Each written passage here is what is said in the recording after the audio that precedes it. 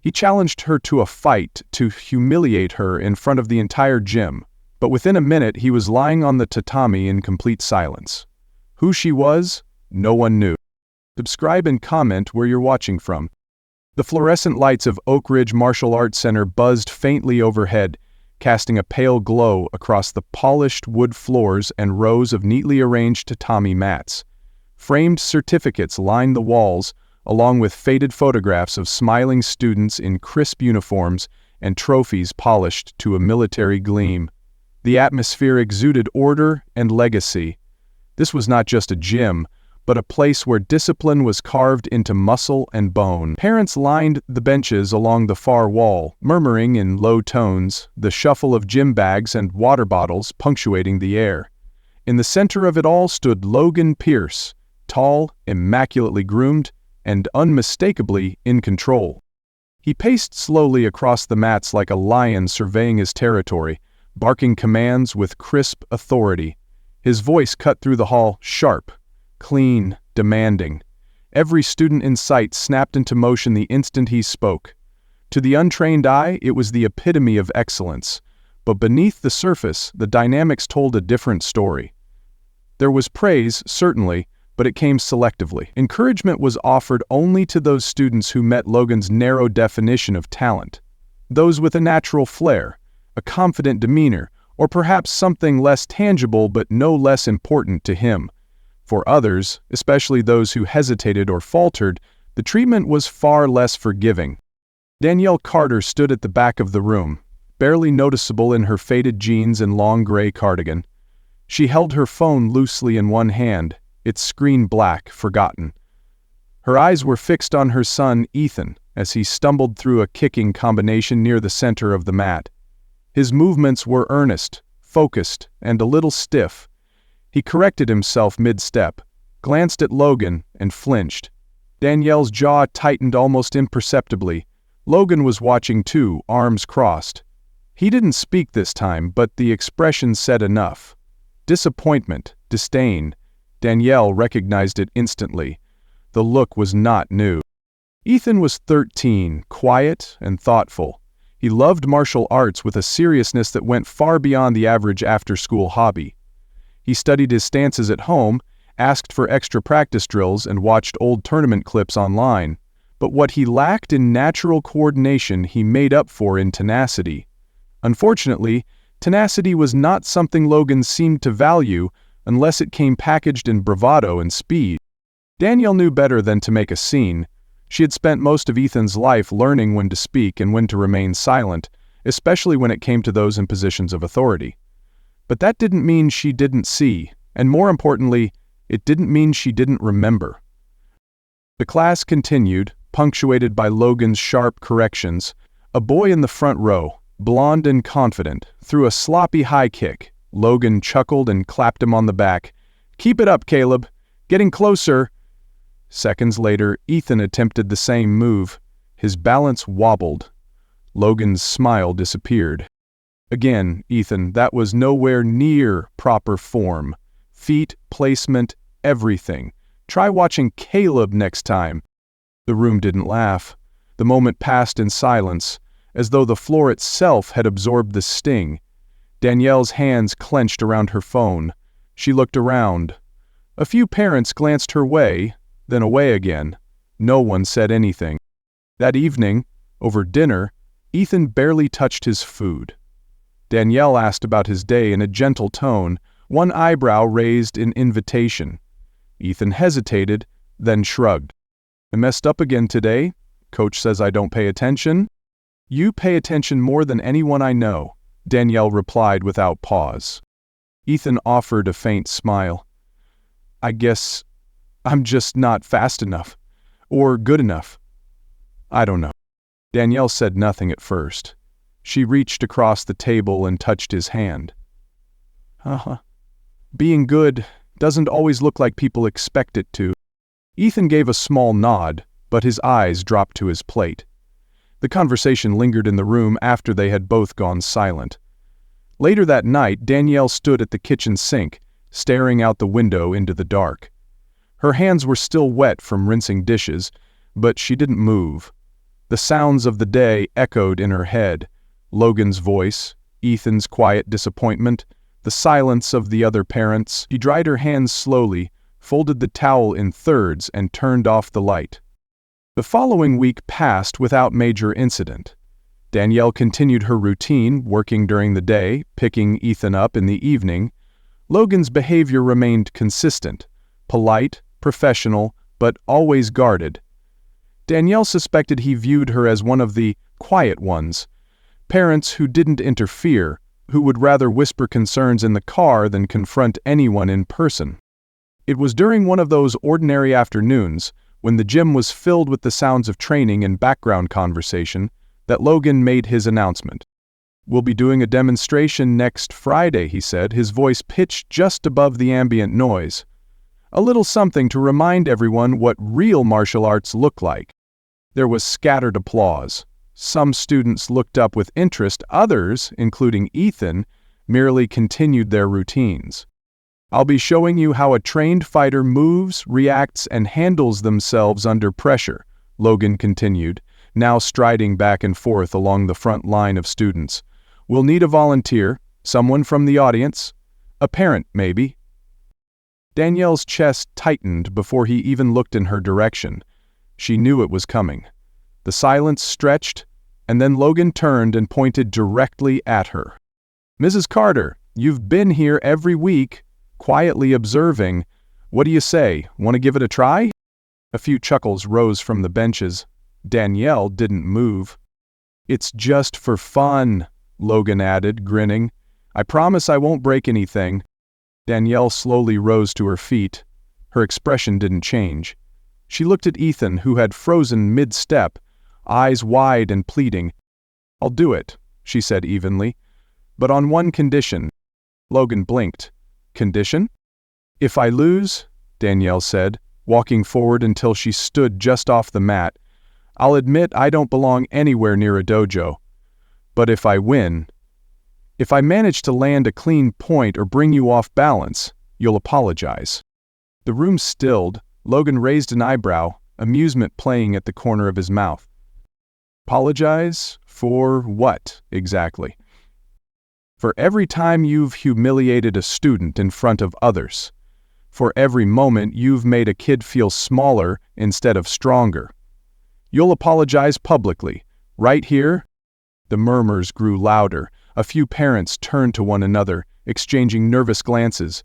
Ethan's mouth opened, but no sound came out. Logan chuckled, clearly seeing the whole situation as a joke taken too far. "Well, Miss Carter, you've got nerve. I'll give you that." Danielle stepped onto the mat, her posture calm, shoulders relaxed, every step measured. She met his eyes. "This isn't about nerve," she said. "It's about respect." Logan stared at her for a moment longer, then spread his arms theatrically. "Fine, you're on. Next Friday." Danielle nodded once, then turned back toward the bench. As she passed Ethan, she placed a hand on his shoulder. He looked up at her, searching her face for some clue as to what she was thinking, but her expression remained unreadable. Only her fingers pressed gently to his arm offered reassurance. Outside, the evening had already darkened into deep blue. Danielle and Ethan walked together in silence toward the car, the distant sound of traffic humming at the edge of the parking lot. The light above the gym entrance flickered once, then steadied. Danielle didn't look back. That night, after Ethan had gone to bed, Danielle climbed into the attic. The dust stirred around her as she pulled open an old storage bin, her fingers brushing against leather and fabric and something harder underneath. She pulled out a small case, unlatched it, and opened the lid. Inside, wrapped in cloth, lay a pair of sparring gloves and a nameplate from long ago. Rebecca Williams, national champion. She sat for a long time, holding the gloves in her lap as the memories began to return. The sound of crowds, the feel of a mat beneath her feet, the taste of adrenaline. But even louder than those was the memory of a voice, her brother's, telling her he believed in her, that she was invincible. And then, the silence that followed his absence. She had promised herself, She'd never return to that life. But some promises needed to be broken when the stakes were no longer just about pride. When Danielle Carter descended from the attic, she was no longer just a mother. She was someone waking from a long sleep, aware that the past she had buried might now be the very thing her son needed most. Not for glory, not for applause, but for justice. The shadows beneath the fluorescent lights were beginning to stir. The rain had returned during the night, tapping softly against the windows of the modest two-bedroom house where Danielle and Ethan lived. The sound was calming, like a slow drumbeat rolling through the dark. The house was quiet now. Ethan had gone to bed early, his nerves frayed by the tension that had hung in the dojo like a coiled spring. Danielle sat alone on the edge of the living room couch, the overhead light off, shadows stretching across the floor like silent spectators. Her hands were folded in her lap, motionless, but her mind was anything but still. The attic door stood half open at the end of the hall, as if it too were waiting. She rose eventually, her movements deliberate, and walked toward it. The ladder creaked under her weight as she climbed, and the air thickened with the scent of old paper, fabric, and memory. In the far corner, the same bin she had opened the night before sat beneath a thin film of dust. She knelt before it, her fingers lingering over the lid before lifting it once more. The gloves were still there, black, worn at the knuckles, but solid. Beneath them lay a folder of newspaper clippings, photographs, and laminated ID badges from tournaments long since faded into obscurity. She lifted a photo from the top of the pile. In it, a young woman stood with her fists raised, expression calm, eyes intense, posture perfect.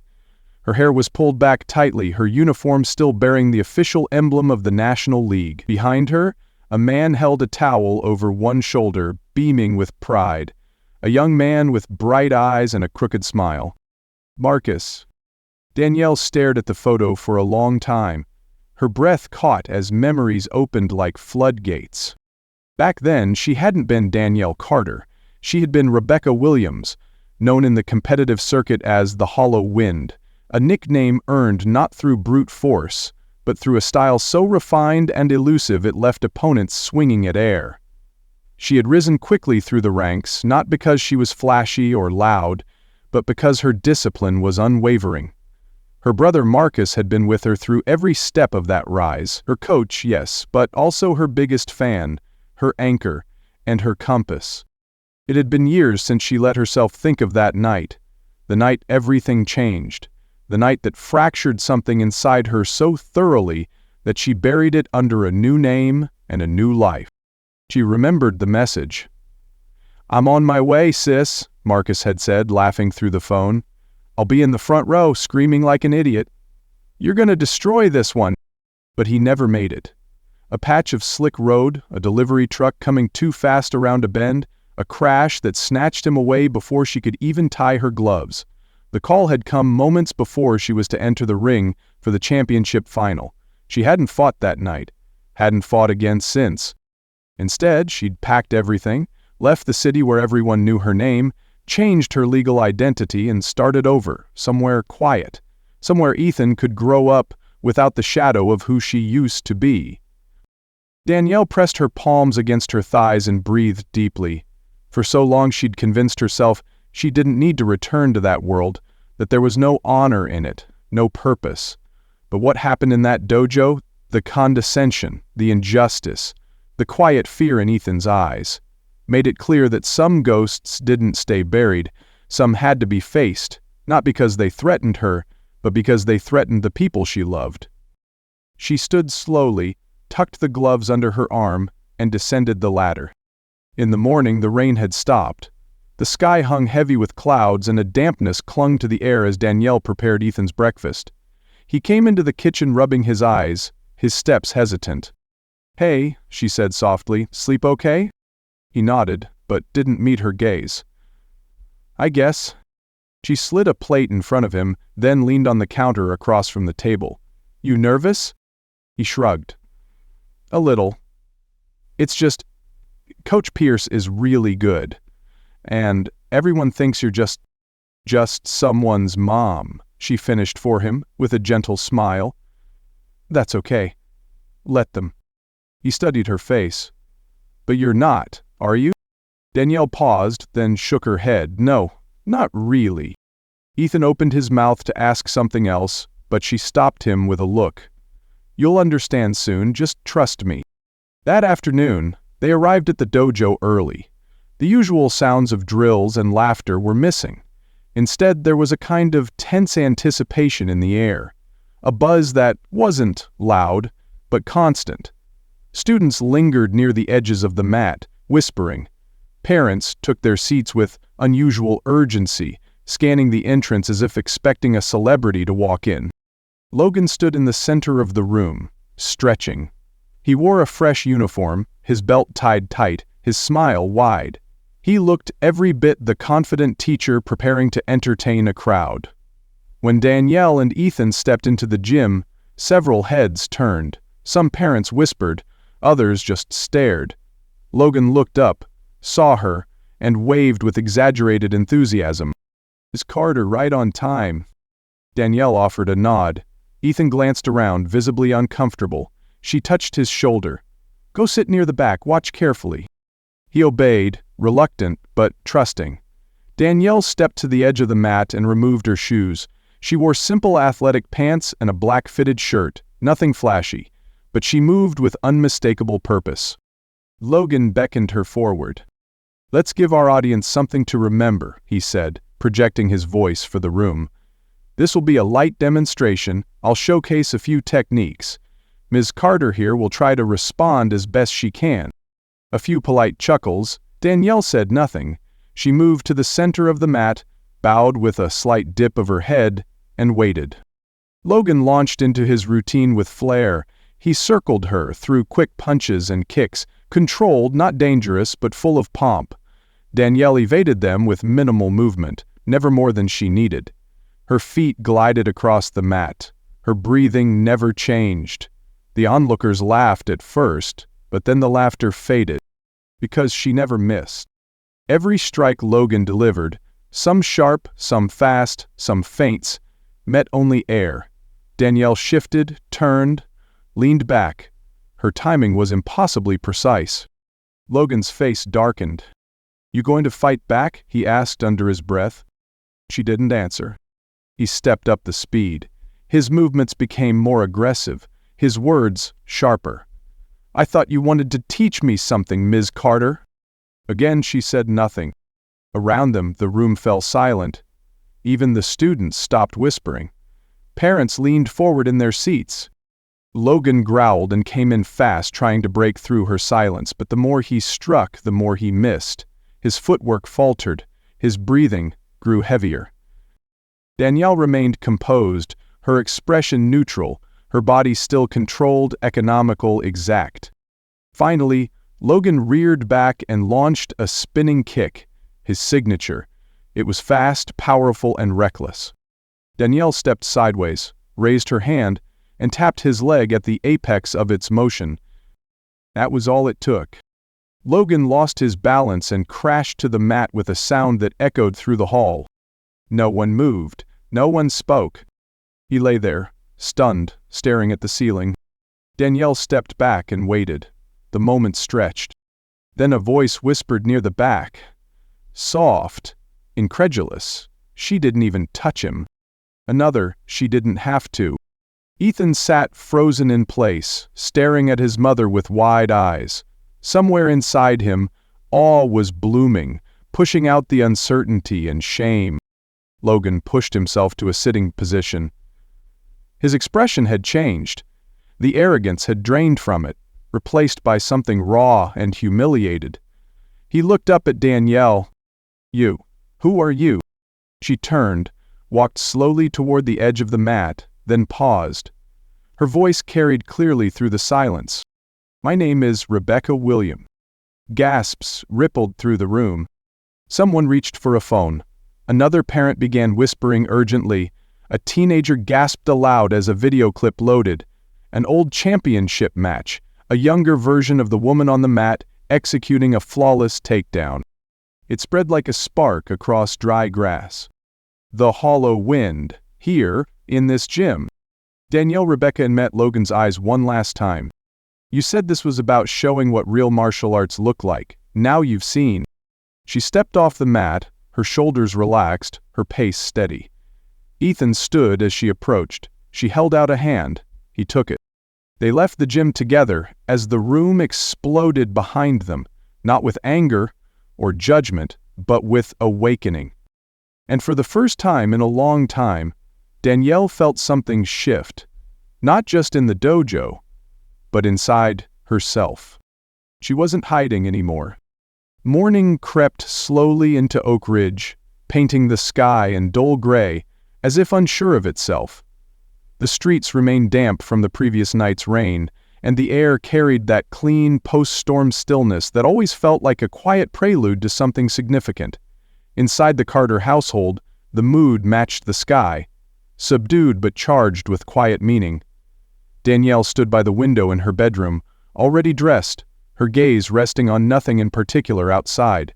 She had barely slept. Not because she was nervous, but because her thoughts had spun endlessly, tracing every movement, every expression, every held breath from the night before.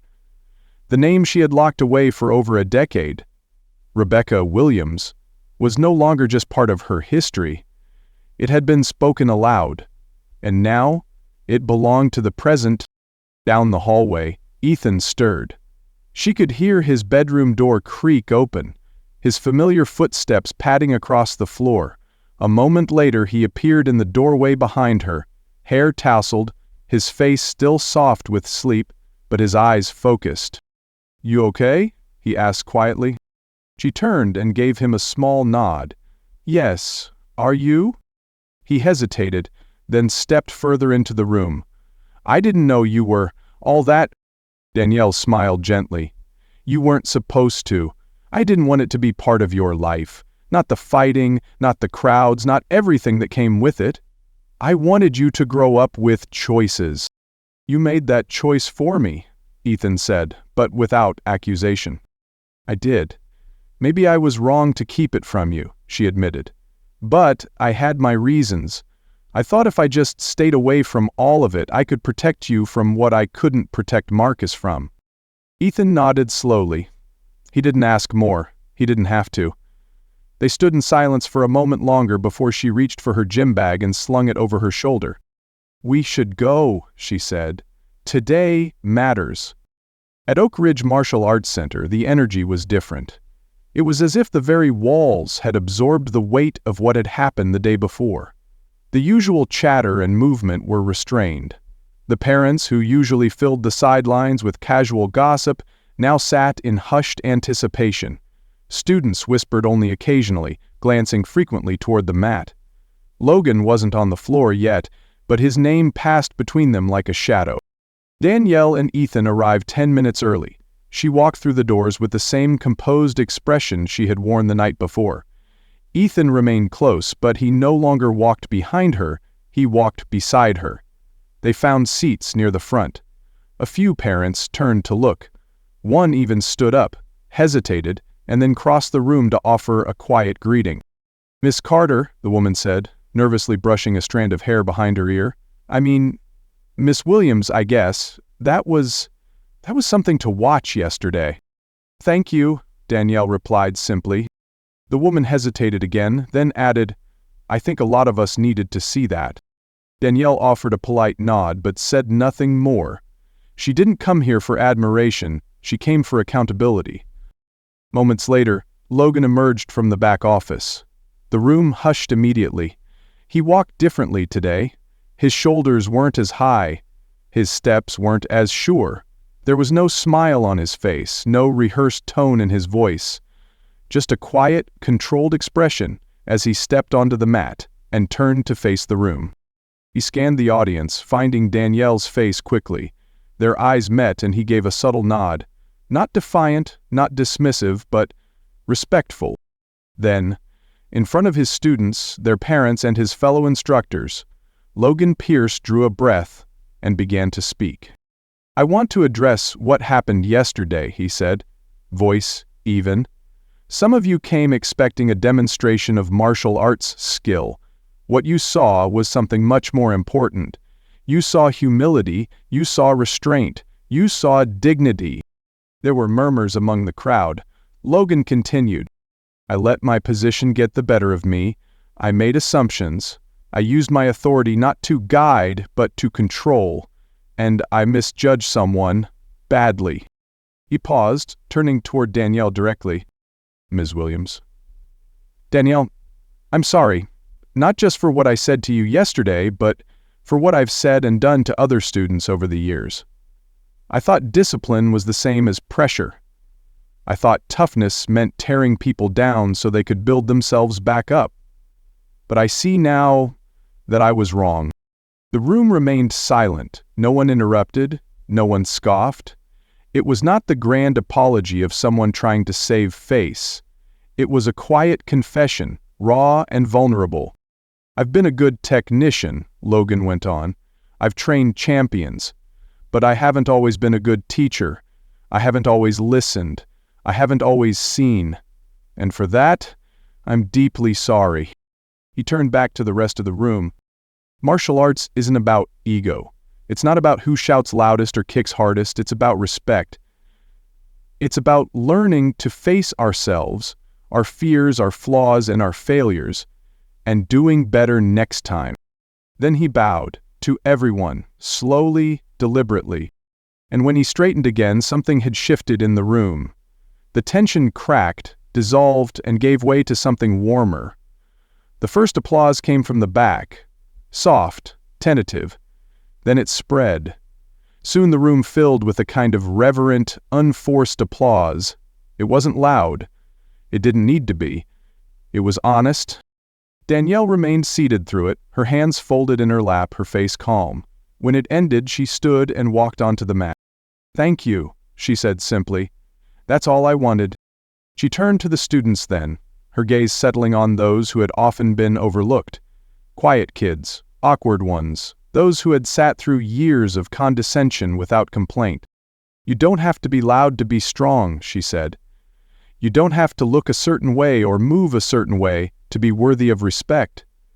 Martial arts is about knowing who you are and standing your ground when it matters." She paused. "Every one of you has that strength. It's not about belts or tournaments. It's about choosing to carry yourself with honor, no matter how others treat you." Another ripple of applause moved through the room. This one came not just from the parents, but from the students themselves. Some of the younger ones clapped with enthusiasm, others with hesitant admiration. But all of them watched her with eyes that had changed. In the days that followed, the dojo underwent quiet transformation. Logan stepped back from his usual role and invited guest instructors. Diverse voices from different backgrounds and disciplines. He sat in the back during some of their classes, notebook in hand, learning, not teaching. He asked for feedback. He opened conversations that had never existed in that space before. Danielle came back not as a competitor or a critic, but as a mentor. Once a week, she led sessions focused not on technique, but on mindset, on calm, presence, and purpose. She never raised her voice, she never needed to. Her silence spoke more than instruction manuals ever could. Ethan began to flourish. With his mother's quiet legacy now a living presence in the dojo, he trained with renewed focus. The weight that had once bent his shoulders seemed to lift. Other students gravitated toward him, drawn not just by his skills, but by his steady growing confidence. He helped them, listened to them, and slowly became a leader without even realizing it. Parents, too, began to change. Conversations that had once tiptoed around discomfort now embraced it. They asked questions, challenged old norms, encouraged their children to speak up. The dojo became a place not just of training, but of reflection and growth. One evening, after a session had ended and the lights were being dimmed, Danielle stood in the hallway by the front entrance, her gym bag slung over her shoulder. Ethan was beside her, humming a tune under his breath as he retied his shoelaces. "Ready?" she asked. He looked up and smiled. "Yeah." They walked together into the night. The parking lot was quiet. the last of the clouds drifting apart above them. As they reached the car, Ethan paused. "Mom," she turned to him. "I've been thinking. You didn't fight to prove you were better, you fought to remind everyone what they forgot." She considered that, then nodded. Sometimes people need a reminder, not just of what's wrong, but of what's right. He opened the car door, then hesitated again. "I'm glad you didn't stay silent." Danielle smiled. "So am I." Back in the dojo, Logan stood near the office window, watching their figures grow smaller as they walked away. For a long moment he remained still, one hand resting on the window frame, the other tucked into his pocket. His face bore no bitterness, no shame, only quiet gratitude. The lesson he had learned would remain with him for the rest of his life. It had taken only a single moment, a single woman, and a single challenge to undo years of habit and pride.